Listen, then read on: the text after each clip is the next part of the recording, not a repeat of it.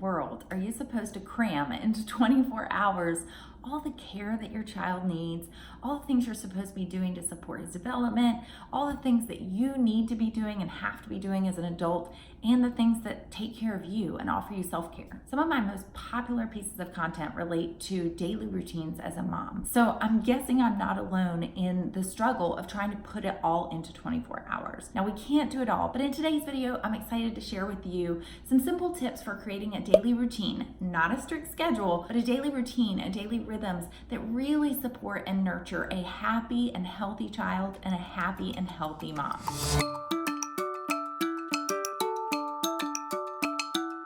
I'm Rachel Coley. I'm a pediatric occupational therapist, mama of 3, and total child development nerd. Here on my channel, I share a video each week to help you worry less, stress less, play more, and more confidently give your kiddo the best start possible. Even as an infant and toddler expert, I got caught up in what I like to call the supermom complex. I got caught up in this crazy idea that I always needed to be doing more to support my child's learning and development. I internalized the idea that everyday life and what I naturally have to offer my child is not enough. That times when my child was playing on the floor and I was folding laundry nearby, or the times that we had to go to Target multiple times in a week, that those were wasted time for my child. And it's like I forgot everything I know as an OT, as a child development expert, about what our kids need. And I really stopped listening to my mama gut as I planned our daily routines. So I said enough. And by the time my second baby arrived, I was able to enjoy a more relaxed and more confident and more laid back parenting schedule. And I knew deep down that I was meeting my needs and my kiddos' needs. So one thing I've learned in the process is that it's really important to take the time to think about and plan or architect your daily routine. And the reason is that it's super easy to feel like your life as a mom is running you, like your life is having you instead of you're having a life. And it's also really super easy to put everyone else's needs before our own and sort of sacrifice ourselves. And we can do that for short seasons, but we cannot do that over the long haul. So we need to think today about all the things that we need and want to include in our routine for our kiddo and for us. So first, I want to take a look at the things that science tells us make human beings happy and healthy. So this is really basic stuff, but it is rooted in science and evidence. So first of all, let's talk about being outside and sunlight.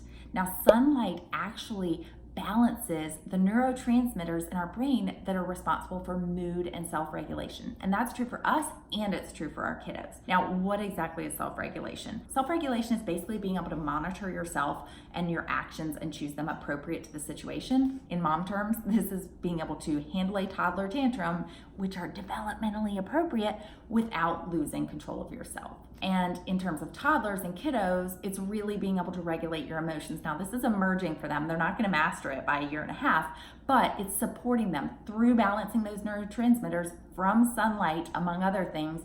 We are helping pave the way for our kiddos to be more in control of themselves and more appropriate, able to respect boundaries, to deal with the daily frustrations of tags in their shirts and noises around them. So we're really setting a great foundation through just being outside. So another cool thing is that sunshine, especially in the morning, can help establish your sleep-wake cycles and improve sleep. So if sleep in your house for you or your kiddo, or likely both, is not where you want it to be, sunlight, especially in the morning, can be a really important thing to put in your daily routine. Now, I'm not a sleep expert, but for all things baby and toddler sleep, I always defer to Kara from Taking Care of Babies, and I put her link down in the description box below. Next, we want to be sure to include some time to connect with people, whether that's family, friends, spouse. We want to connect in the real world, not just on Facebook, because science shows that real eye contact, real hugs, real laughs, real tears, no emojis, is very different for our brains than these online interactions that we have. So you don't have to leave all your Facebook mom groups, but you want to make sure that you are routinely scheduling time to interact with real people face to face. Now, this face-to-face interaction is not just important for us. We also want to include that for our kiddos, and we can support their social emotional development. But we often get this message that in order for our children to be well socialized or to gain those social emotional skills, we need to enroll them in these enrichment classes, these group kind of structured activities. And that is absolutely not true. Your daily life, as long as you're getting out of the house, your daily life is going to include a lot of opportunities for your child to interact with other people.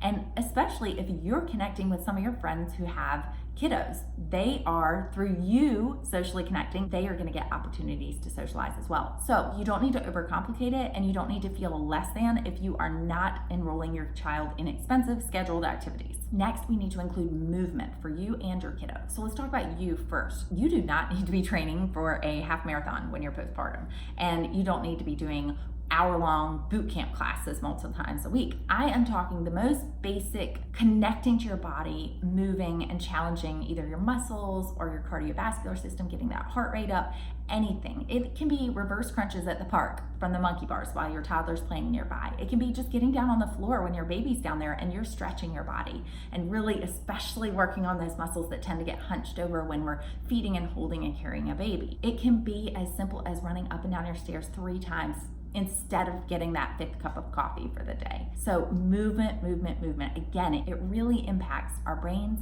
and our well-being and our health. So next, we need to talk about movement for our kiddos, because movement is how babies and toddlers learn. It is the foundation for everything that will come. It does not bother me one bit if your kiddo does not know his colors by the time he's 3. What will bother me is if your kiddo has not been getting daily movement, including some vigorous movement throughout their early years. This is going to look very different for different age groups, but for example, for a baby, you want to give them regular, multiple times a day opportunities to be on the floor or on another flat surface to really wiggle and move unrestricted by the car seat carrier, the swing, the seat, the jumperoo, all the things, all the equipment that you might have. You want your child to have opportunities to really move freely multiple times throughout the day.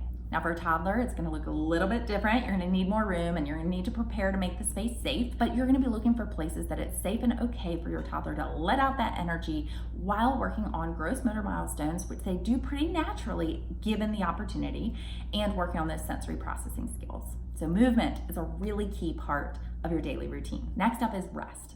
We all need sleep. Now, I tried to convince myself that I didn't for several years of having multiple kiddos in a business, but it caught up to me. And so now I fully appreciate how important for our well-being, our health, and our happiness getting enough sleep is. So this is tough when you have little ones, but do your best to prioritize at least time for sleep. You may not be able to control the quality of sleep, but at least the duration. And then if you need help with sleep, I'm not a sleep expert, but I defer all baby and toddler sleep questions to Kara from Taking Care of Babies, and I'll share her link in the description box below.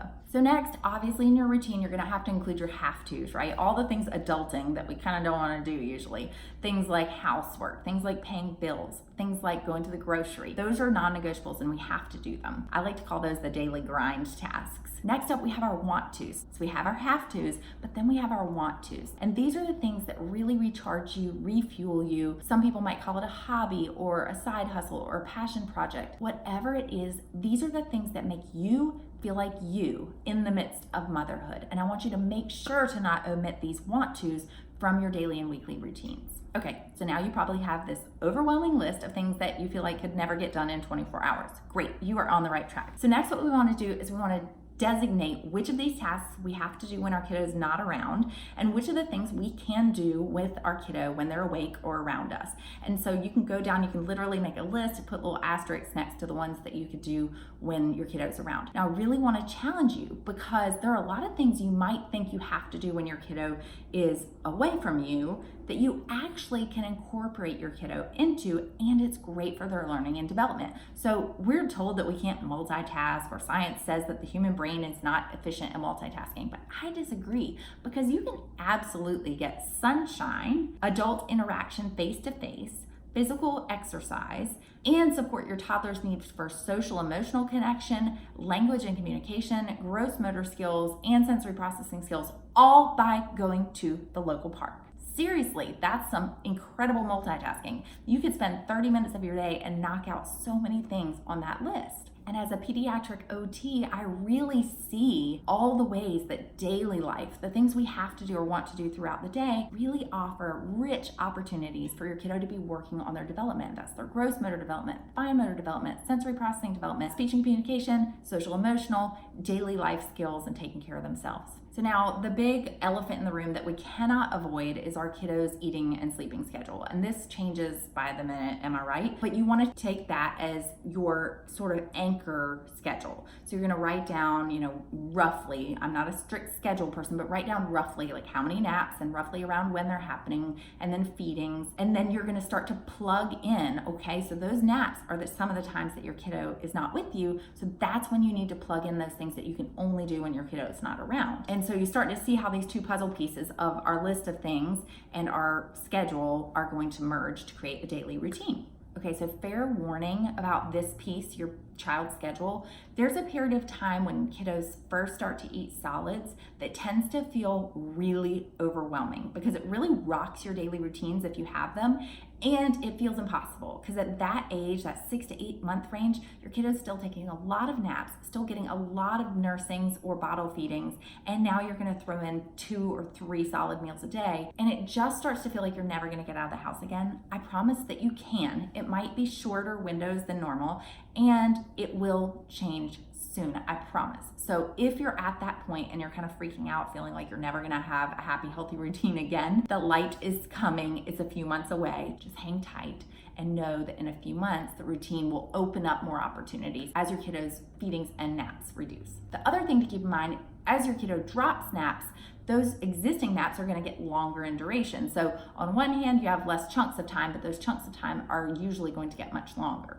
So here are some concrete, specific strategy tips, nitty gritty if you want. So one thing that I like to do is to designate what's going to happen at each nap, kind of by category. So for example, when I had a newborn, that first morning nap that they took, that was my chance to get ready for the day. And then if it happened to be a longer nap, I would then do a little bit of housework. As they got older and developed some independent play skills, then they would be having independent play while I got ready nearby. So that getting ready for the day, getting dressed and putting my makeup on, that shifted into something I could do while my kiddo was awake. So the schedule will change, it will tweak, but I do like to designate, okay, second nap is when I would do my outing. Third nap of the day was when I either took a nap myself or read or did something else that was something that I wanted to do to nurture me. And that little cat nap at the end of the day is when I would scramble to get dinner ready. That's just an example of what worked for me, but I just want you to realize that just naming each nap and having it assigned a category of activity can really help. The other tip is to get ready. Use your nap times to get ready for your outings. If you're planning on getting out of the house,